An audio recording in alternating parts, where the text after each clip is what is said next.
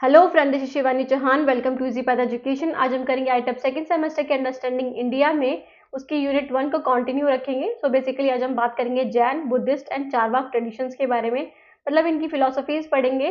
पहले रीकैप ले लेते हैं कि हमने लास्ट यूनिट में क्या पढ़ा था, लास्ट टॉपिक में क्या पढ़ा था। बेसिकली हम इंडियन स्कूल्स ऑफ फिलोसफीज के बारे में बात कर रहे थे। इंडियन स्कूल्स ऑफ फिलोसफीज उसी को कंटिन्यू रखेंगे आज की क्लास में। तो इंडियन स्कूल ऑफ फिलोसफीज को 2 पार्ट्स में डिवाइड किया था, है ना। 2 पार्ट्स कौन कौन से थे? Orthodox, okay. First one is Orthodox and the next one is heterodox, okay. तो इनका क्या मतलब है? जो ऑर्थोडॉक्स थे वो किस पे बिलीव करते थे? They believe in authenticity of कि ये किस पे बिलीव करते थे? वेदास पे, है ना। ऑथेंटिसिटी ऑफ वेदास की, जो वेदों में लिखा गया है, वेदों में जो उनके निर्णय हैं या फिर उनकी टीचिंग्स हैं, उनके बारे में ये बिलीव करते थे ऑर्थोडॉक्स के। और हेट्रोडॉक्स के बारे में पढ़ा था, हेट्रोडॉक्स के बारे में एक रिव्यू लिया था, तो अगर आपको पता होगा तो they don't believe, okay, they don't believe in the authenticity of Vedas. तो ये नहीं बिलीव करते थे क्योंकि हेट्रोडॉक्स थे, ओके। और ऑर्थोडॉक्स थे वो बिलीव करते थे। तो बेसिकली हमने ऑर्थोडॉक्स के बारे में बात की थी। तो ऑर्थोडॉक्स में हमने 6 स्कूल्स पढ़े थे, है ना। कौन कौन से पढ़े थे? हमने पढ़ा था न्याय फिलॉसफी, सामख्य फिलॉसफी, है ना। सामख्य फिलॉसफी जो आपके सिलेबस में है ये सारे, ठीक है। और क्या पढ़ा था? योगा के बारे में, है ना। मीमांसा के बारे में, वैशेषिका के बारे में, और हमने पढ़ा था उत्तर मीमांसा के बारे में, उत्तर मीमांसा, है ना। और इस मीमांसा को क्या बोलते हैं? पूर्व मीमांसा की, जो पहले था, वेदों के जो रिचुअल्स को मानते थे। और उत्तर मीमांसा मतलब जो थोड़े एडवांस थे, है ना, जो वेदांत है, जिसको हम वेदांत भी बोलते हैं। तो इनके बारे में हम पढ़ चुके थे। आज हम पढ़ेंगे हेट्रोडॉक्स के बारे में, हेट्रोडॉक्स स्कूल्स के बारे में। तो हेट्रोडॉक्स जो थे वो 3 पार्ट्स में डिवाइडेड हैं, दैट इज बुद्धिज्म, अगर हम बात करें बुद्धिज्म, जैनिज्म, ओके, जैनिज्म और चारवाक।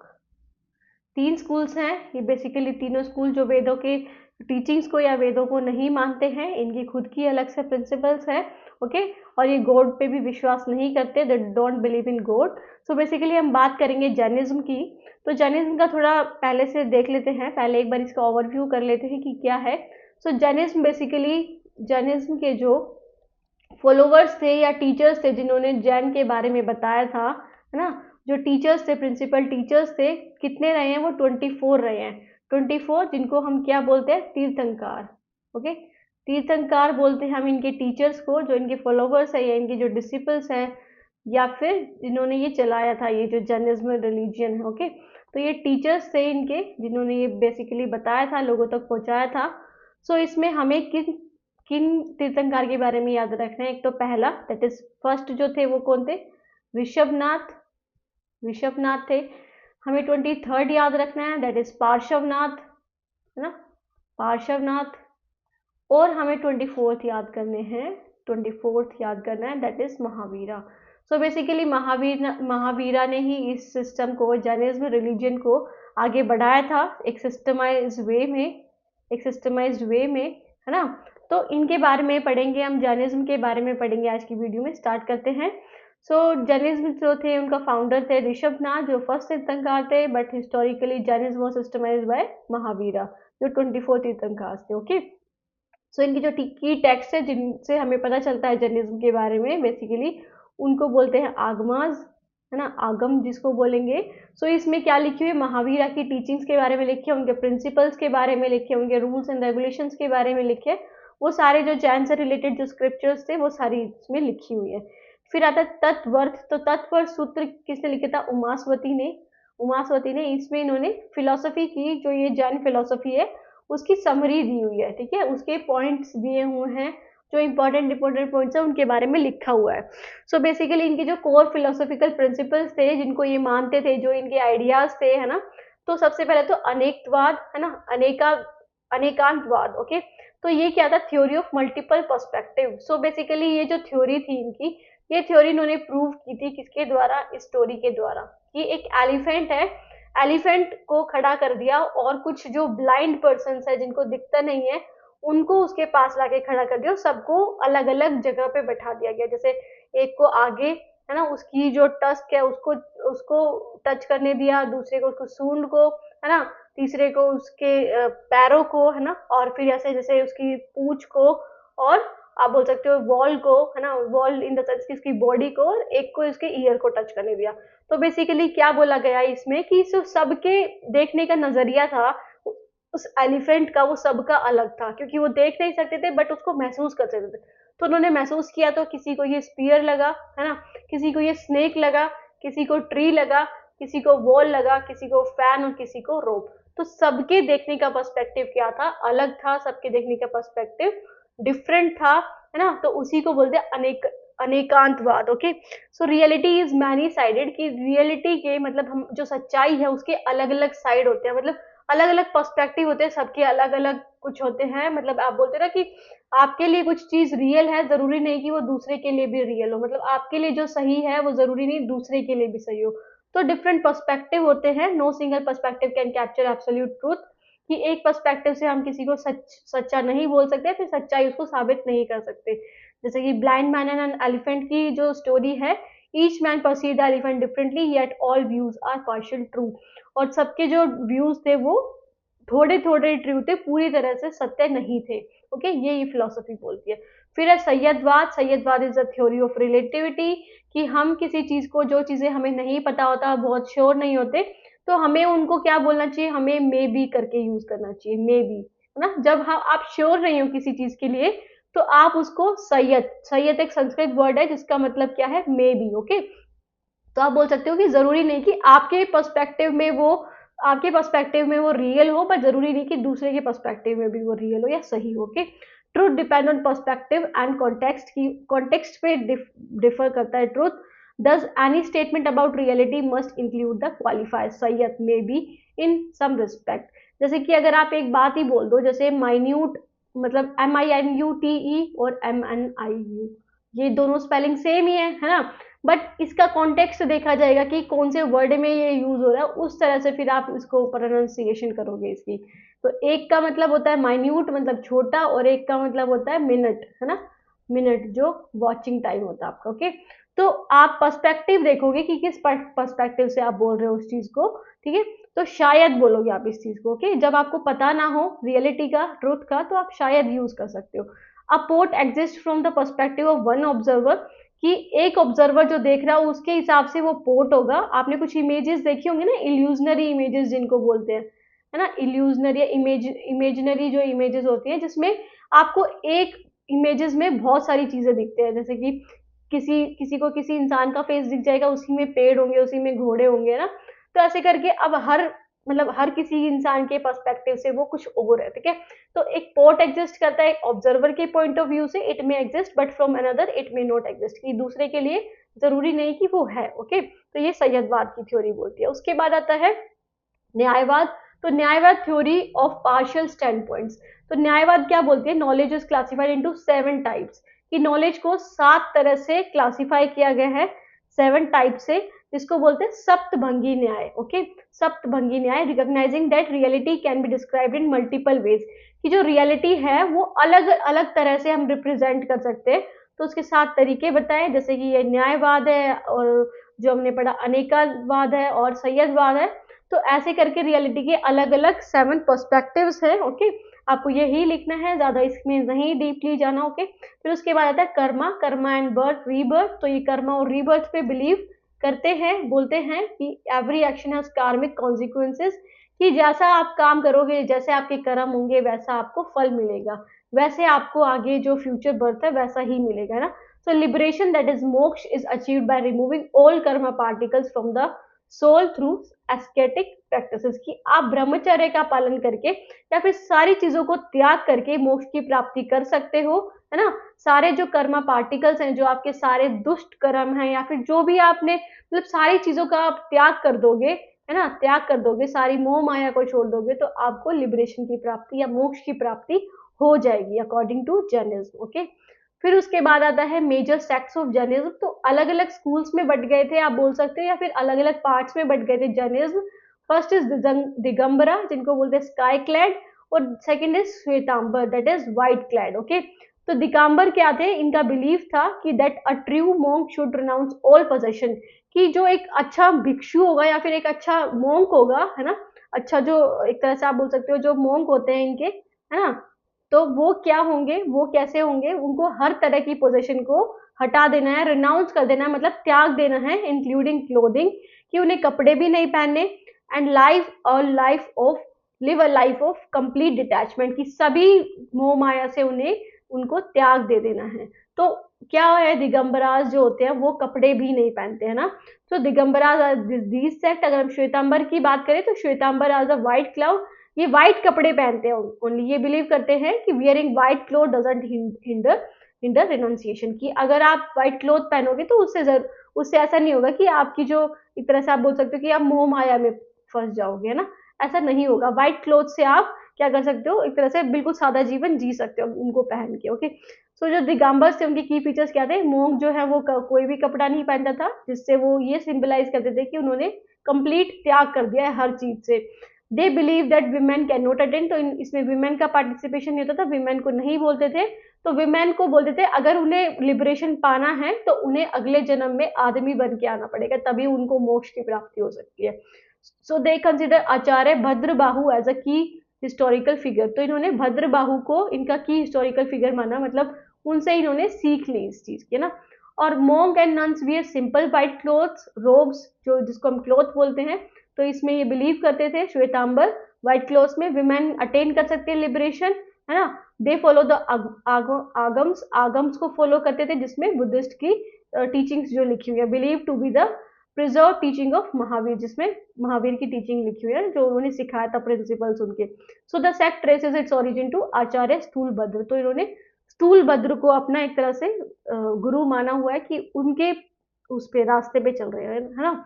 सो ये उसके बाद आता है जैनिज्म फिलोसफी के 5 मेजर एथिकल वोज या फिर महाव्रतास जिनका आपको पालन करना चाहिए, जिनको हर इंसान का जिन जिन चीजों को हर इंसान को पालन करना चाहिए। ओके, तो इसमें क्या है, first is ahimsa that is non violence, absolute non harm to any life form, कि आप सिर्फ लड़ाई झगड़ा ही ना करके बल्कि आपके विचारों में भी नॉन वायलेंस होनी चाहिए। ओके, आप विचारों में भी गलत नहीं होनी चाहिए, आपकी आवाजें आपकी जो बोल रहे हो वो भी बिल्कुल शुद्धता से होनी चाहिए और अच्छे शब्द बोलो, आपके विचार भी बहुत शुद्ध रहे।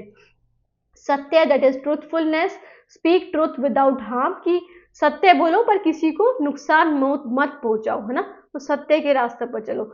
आस्ते मतलब नॉन स्टीलिंग, की जो चीज आपका नहीं है, जो चीज आपको नहीं दी गई उसको कभी मत लो। ओके, जो चीज आपकी नहीं है, do not take what is not given, की जो अब आपको दिया ही नहीं गया उसको कभी अपना मत समझो या लो भी मत। ओके, ब्रह्मचर्य दैट इज अपने जो आप बोलते हो सेंसुअल प्लेजर्स है उनको त्याग दो, उन पे कंट्रोल करो, है ना। और अपरिग्रह दैट इज नॉन अटैचमेंट, की जो ये मोह माया है उससे बिल्कुल त्याग पत्र दे दो, है ना, मतलब त्याग जाओ इसकी, है ना।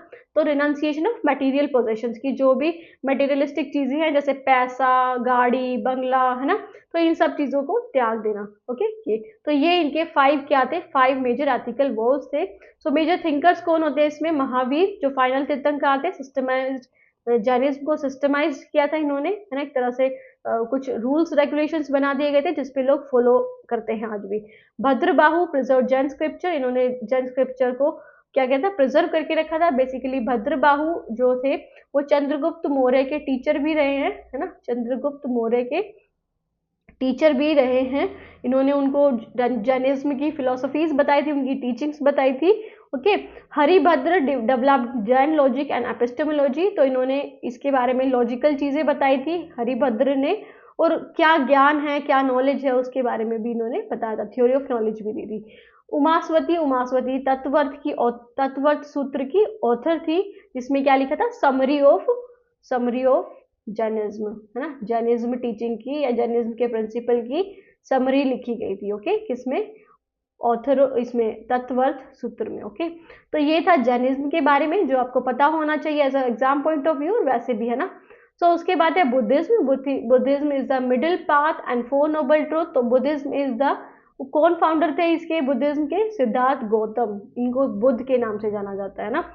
सो की टेक्स्ट क्या थे इनके, 3 पिटक थे, 3 बास्केट्स थी, 3 बास्केट्स इन द सेंस की ये 3 चीजें थी जो लोगों को पालन करनी चाहिए हर किसी इंसान को अपनी लाइफ में। So first is Vinaya Pitaka, इसमें क्या थे, मोनास्टिक रूल्स थे, जो उनके जो मोनास्ट्रीज थी, है ना, जो उनके मठ थे उनमें जो रूल्स होते थे वो फॉलो करने होते थे, वो सारे विनय पिटक में लिखे थे।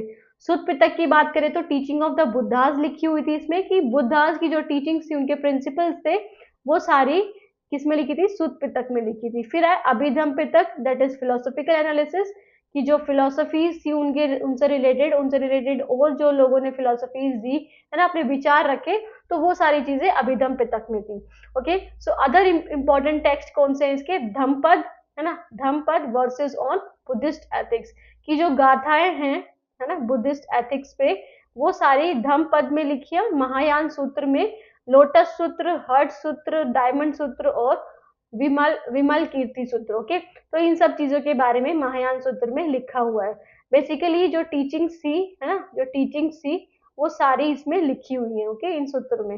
फिर उसके बाद आ जाते हैं कोर फिलोसॉफिकल कॉन्सेप्ट जो थे इनके। तो बेसिकली ये बोलते थे कि हर चीज को, मतलब 4 नोबल ट्रूथ्स हैं, 4 आर्य सत्य हैं जो सबको अपनाने चाहिए, 4 आर्य सत्य हैं जो सबके पास होते हैं।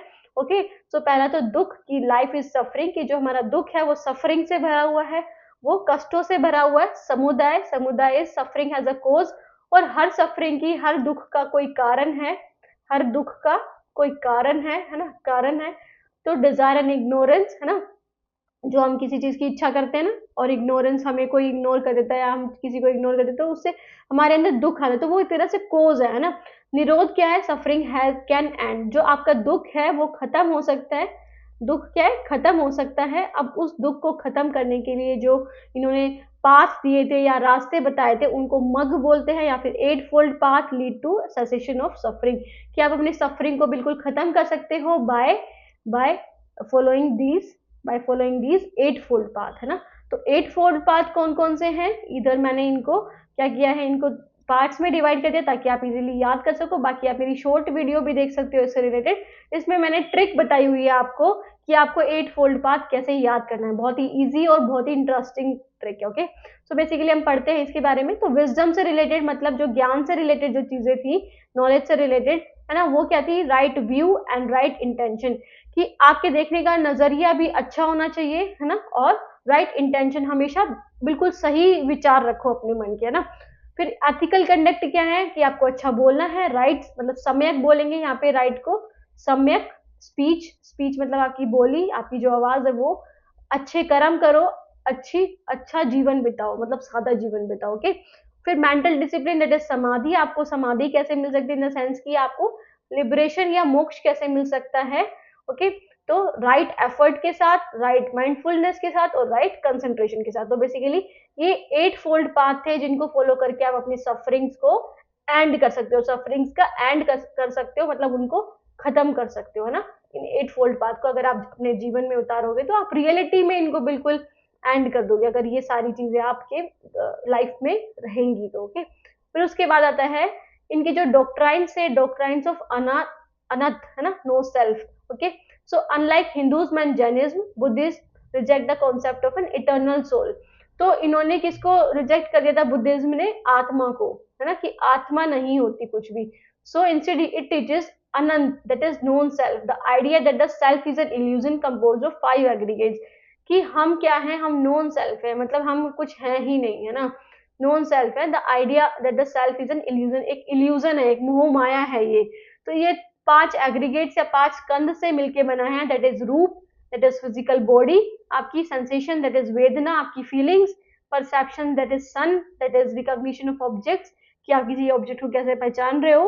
Okay, mental formation, that is sankhara, है ना, sankhara, that is thoughts and desires, आपकी जो थॉट्स और डिजायर्स है, और consciousness, that is vinnana and awareness. Okay, तो हमारी जो बॉडी है वो इन पांचों चीजों से मिलके बनी है, हमारी जो सेल्फ है, जो हम है, वो 5 चीजों से मिलके बने हैं। ये सारी चीजें, फॉर्म दैट इज रूप, वेदान, है ना, सन और संखरा और विनन। ओके, उसके बाद आता है डॉक्ट्राइन ऑफ डिपेंडेंट ओरिजिनेशन।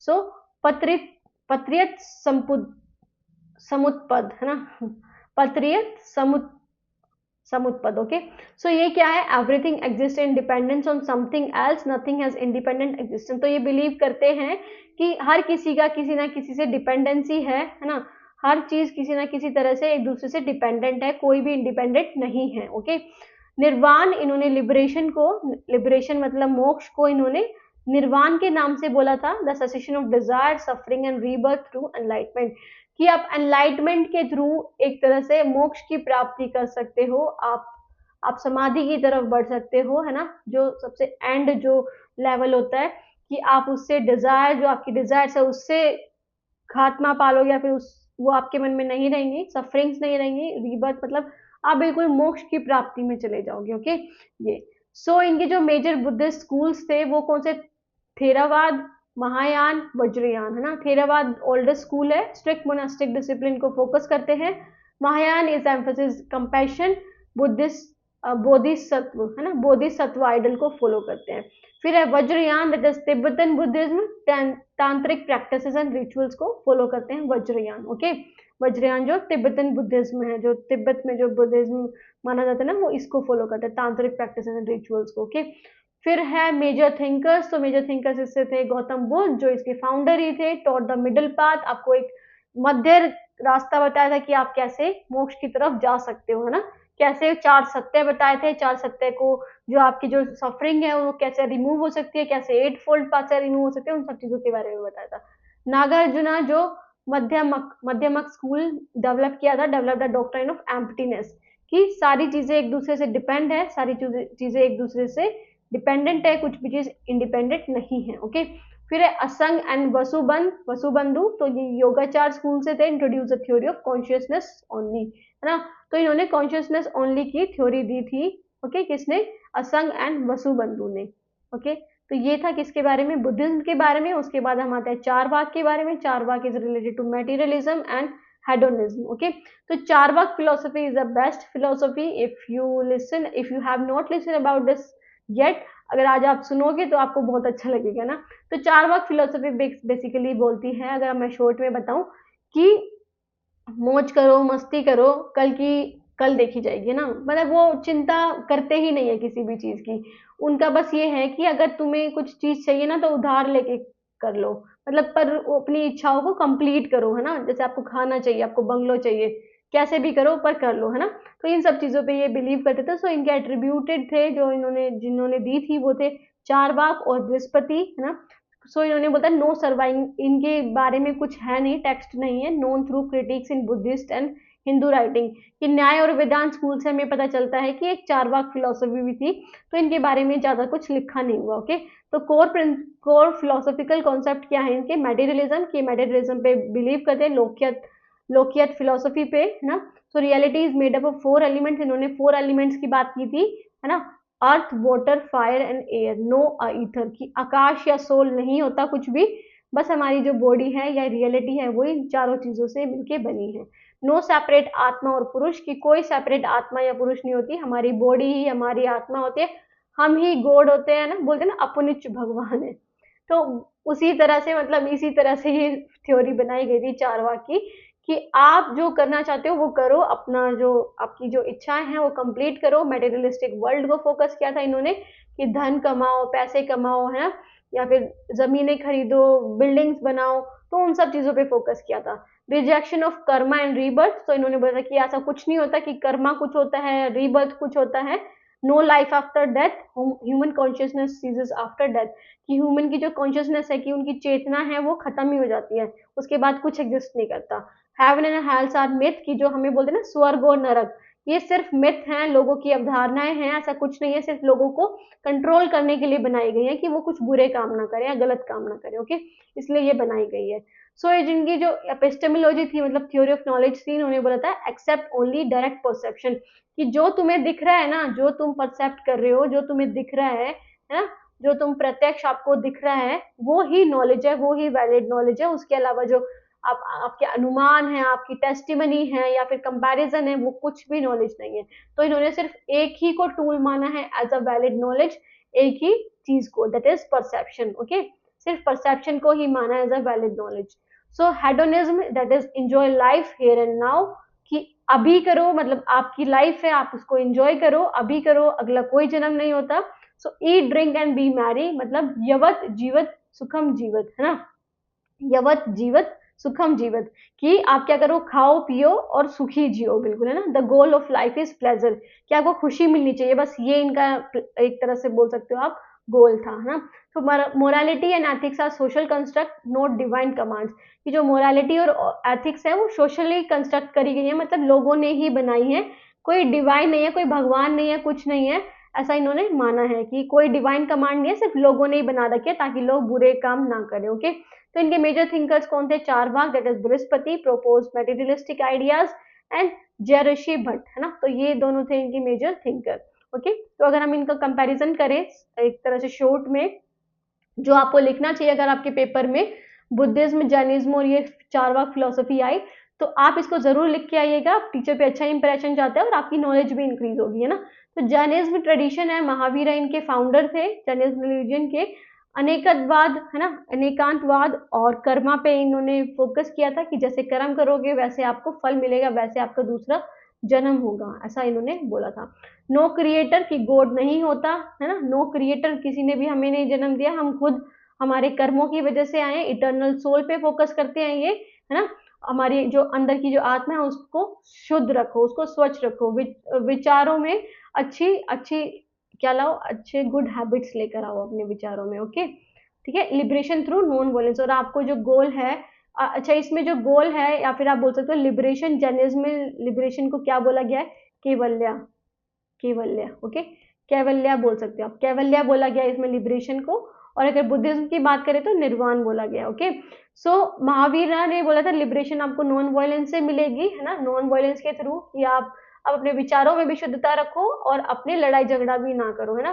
फिर है बुद्धिज्म, बुद्धिज्म के फाउंडर थे बुद्ध, गौतम बुद्ध, जिन्होंने 4 नोबल ट्रूथ दिए थे और अनंत अनंत दिया था, है ना, अनंत।